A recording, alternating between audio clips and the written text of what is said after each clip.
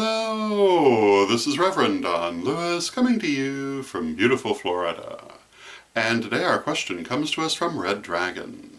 And Red Dragon has a follow-up to our earlier vlog on the subject of thought forms. In fact, he has 3 follow-up questions, and the first of them is, when we create a thought form, does the thought form look upon us as a god? Are we in fact in the role of a god to the thought form because we have created it? The second question is, are we all in fact simply thought forms of deity, created to go forth and generate experiences and memories and perceptions and bring these back to deity? And the third question is, could deity itself be only a thought form of some still greater power? And I'm going to take these in order, and to the first question, are we in effect a god to the thought form? Well, I'd have to say I've never really thought of it that way. And I think the only way one could get an answer to that is to ask the thought form itself. So if you happen to have a thought form, you might want to ask it that. But I actually think the key to the answer to this is what we mean by God. And I think that if you mean that in the sense of all-encompassing deity, the answer is certainly no.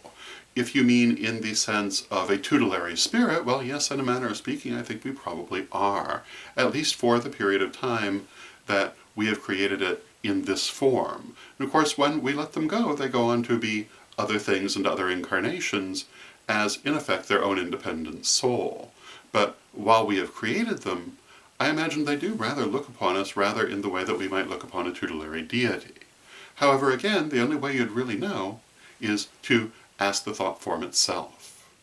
Now, as to the second question, are we ourselves merely thought forms of deity? Well, yeah, that's the idea. That is, to my understanding, the nature of existence, that we've all been created from deity and are in effect thought forms of deity. And my understanding is that the nature of the soul is that it grows rather like a tree branch. It starts from a single point, which is deity, and then splits, and splits again, becoming the many different monads, the many different souls, the many different lives, and the many different versions of lives that are scattered through the multiverse. But when you go back up this limb, you eventually come to deity, which is the point of origin, from which all has come forth effectively as thought forms. And the final question, could deity itself merely be a thought form of some greater power? Well, that depends again on how you're interpreting that word deity. To me, deity is that final point of origin, therefore the answer would be no.